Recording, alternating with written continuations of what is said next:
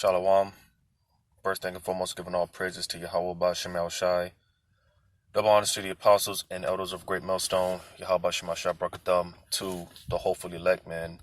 And of course, because at the end of the day, when it comes to this message, this is what it's all about, to hopefully, Lord's will, feed and edify the elect.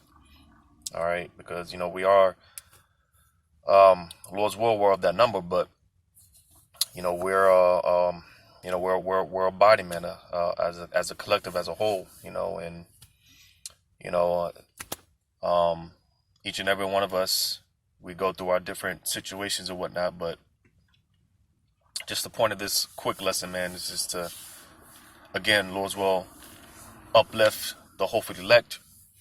All right, because this nightmare that we're living in, man, it's almost over, and when we're in the kingdom looking back, man, it's gonna be like, damn, man, because the things that the Lord has set up for us, waiting for us on the other side, man. You see what we're going through now, man. It's not going to compare to the glory and everything that we're going to see or receive on the other side, man. It's going to be far fetched, man. It's going to be very far fetched, the things that the Lord has set up for us on the other side, man. So, like I said, man, it's this is just to uplift the body, to whom this may concern. Had this lesson on my mind for a little minute, so, and damn, this is beautiful, man. As I'm, matter of fact, let me see if I can, no, I can't turn the camera around, but damn, this setting this beautiful setting, man. No, I can't turn the camera around, but I'm just looking at this setting, man, and it's beautiful, looking at this body of water, and which is this something that's been in my spirit as well lately, getting into Yahweh Shema Shai and his creation, man. I've been looking at a lot of the creatures, the squirrels, and just looking at the Lord's creation, man, and with admiration, because you see, hey, again, in the kingdom, and this is something I was meditating on the other day.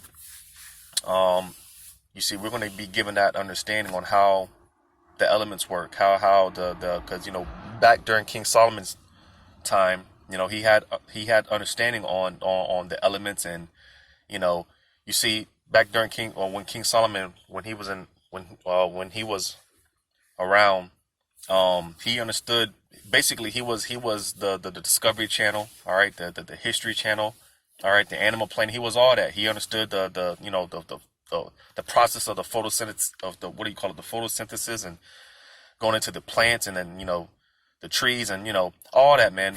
King Solomon, he had understanding on all that. And you see, like I said, I was just meditating the other day, man, because like I said, I'll be watching the Lord's creation, man, and just meditate, man. Like, damn, in the kingdom, you see, man, we're gonna have that understanding on how these things operate. We're gonna be able to manipulate the elements, and just like I said, man, what we got waiting on us on the other side, man, it's gonna be very far fetched, man. Very far fetched. But you see, again, because we just gotta endure this little season, all right.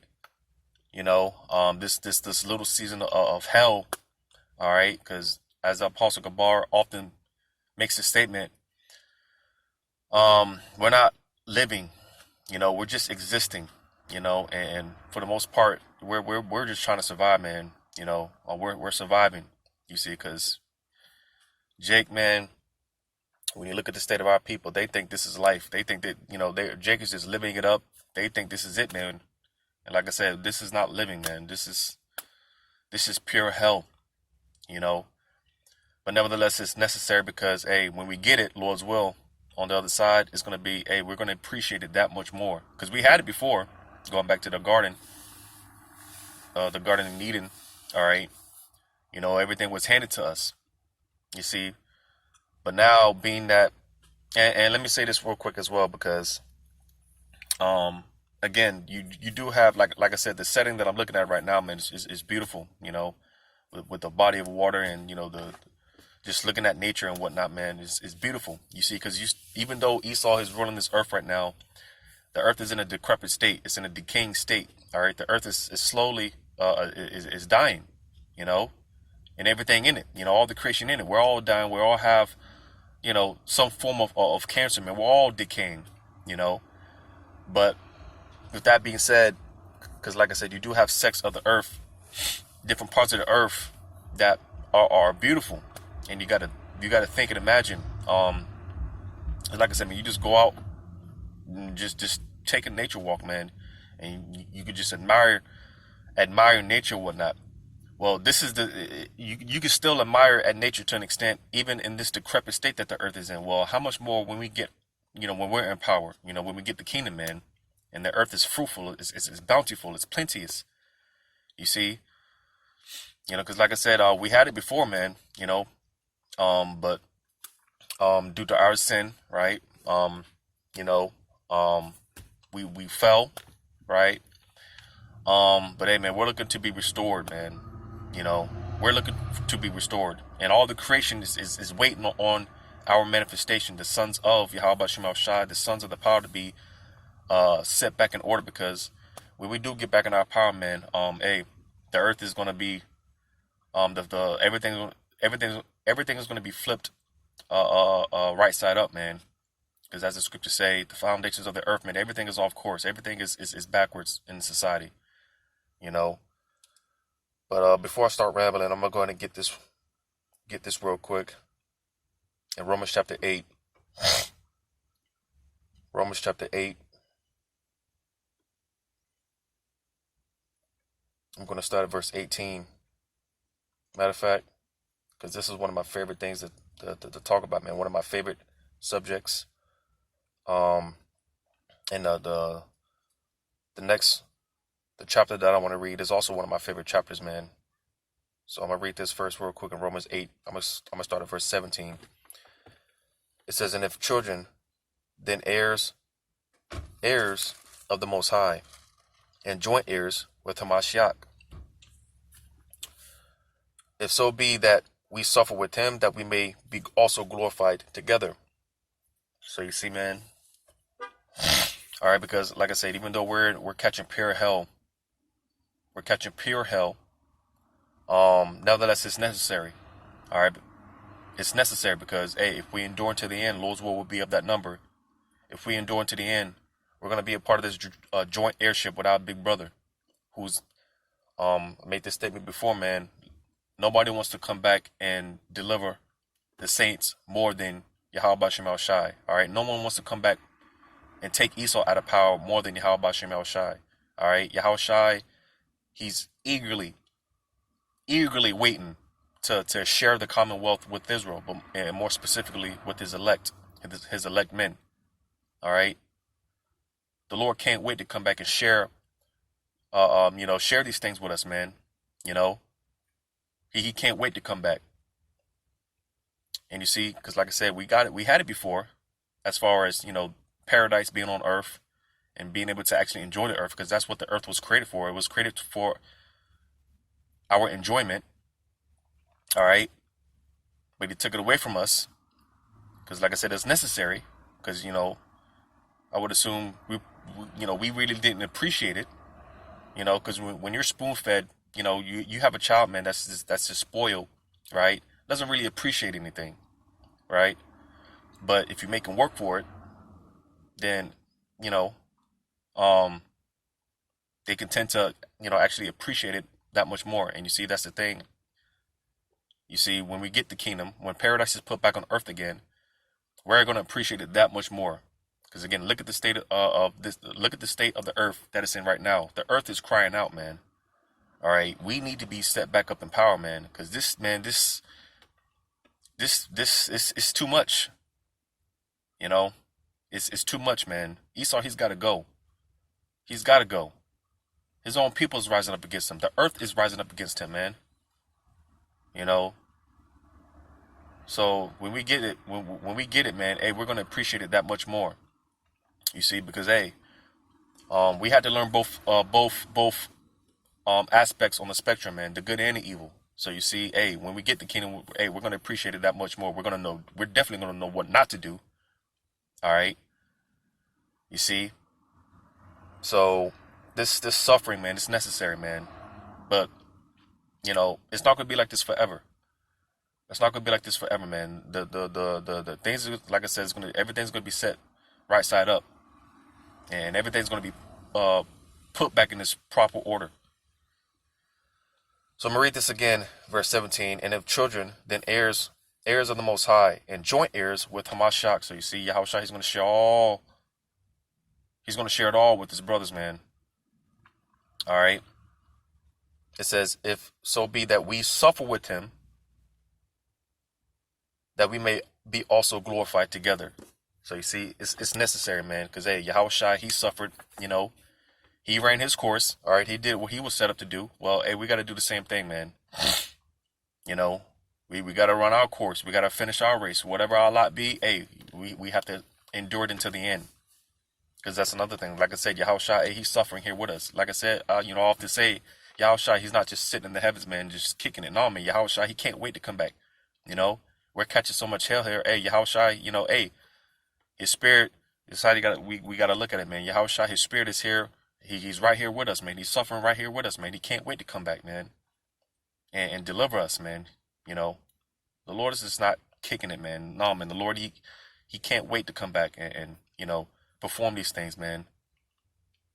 Like the scriptures talk about how what they call the Last Supper, Yahushua, he told them that, hey, this is gonna be the last time I'm gonna be able to drink wine with y'all, man, until the kingdom.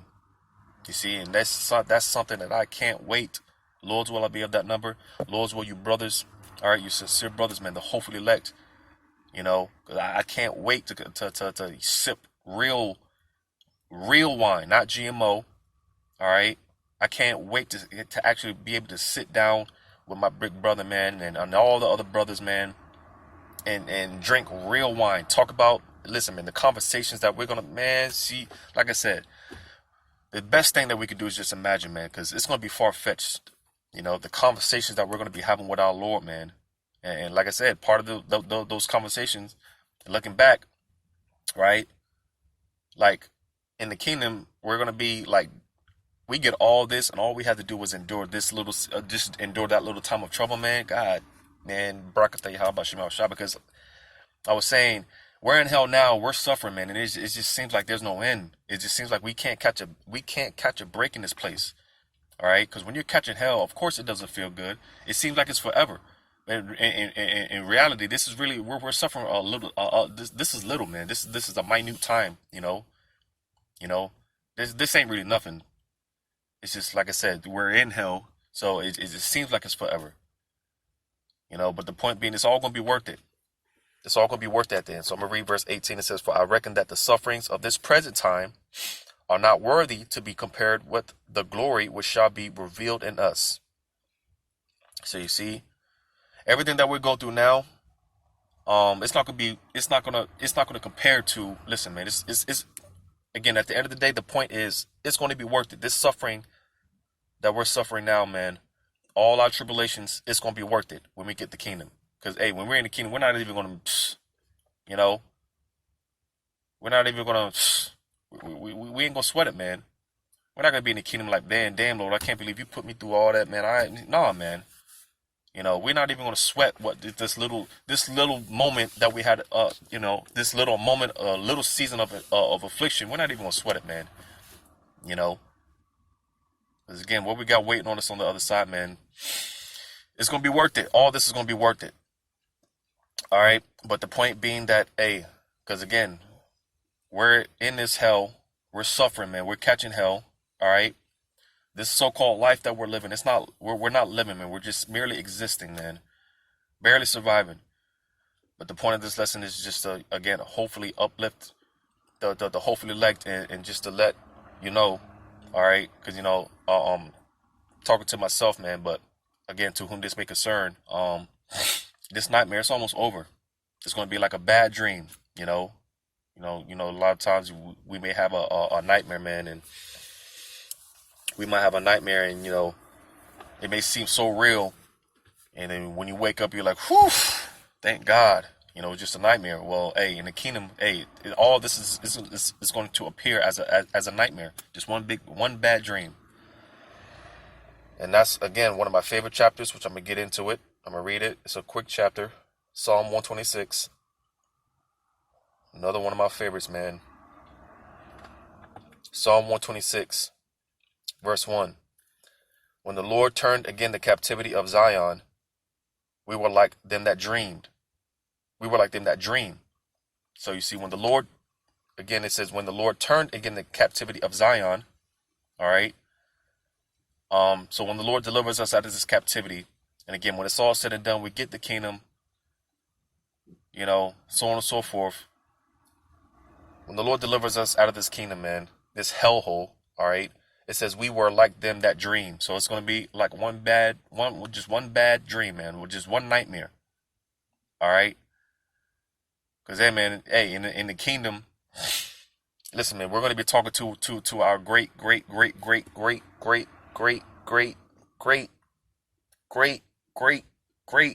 and beyond grandchildren. All right. Because, hey, listen, we're going to be populating in the kingdom. All right. So we're going to have many sons and daughters. All right. We're going to have many great grandchildren. All right. You know, we're going to be having these conversations. Right. Because, hey, our great grandchildren, all right, and beyond, all right, because again, we're going to have many offsprings, all right. Listen, man, we're going to be having these conversations, all right, everything that we've endured, you know, going into Esau and, you know, all his madness and his wickedness, because they're not going to be, you know, they're not going to experience, they're not going to know, because, you know, they're going to be born in the kingdom, so they're not going to know, you know, about, you know, America, Babylon the Great, and, you know, the hell and all that. They're not going to know about this. So when we're going to be having our conversations with our offsprings, all right, you know, it's going to be like, you know, one of those things, you know, it's going to be like something like reading out of a almost like reading out of a you know, some type of a history book, you know, because again, our offsprings, man, they're not going to, you know about America, you know, they're not going to know, you know, because again, they're going to be born in the kingdom. All right.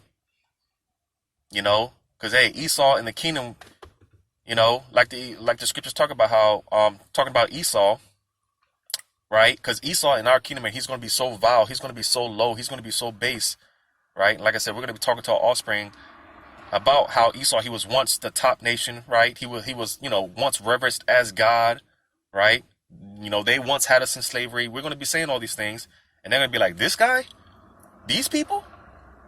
You know, because, hey, Esau, he's going to be a joke in the kingdom, man. You know, like I said, he's going to be so vile, so low, so base. It's going to be hard. I can imagine it's going to be hard, you know, explaining to our offspring how Esau, yes, these were the people that once ruled over us, man. You know, I could just imagine having, our offspring finding that very hard to believe. You know, but hey, matter of fact,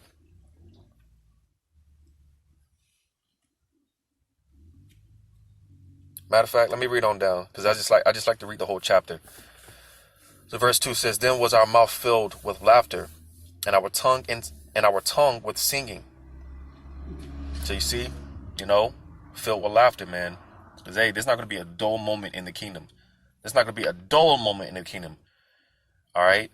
There's not going to be no such thing as a bad day in the kingdom of heaven, man. In our kingdom, there's not going to be no such thing as a bad day. All right? In fact, this is something hard to picture, because, you know, we're just so used to catching hell. Each day is going to get better and better in the kingdom. All right?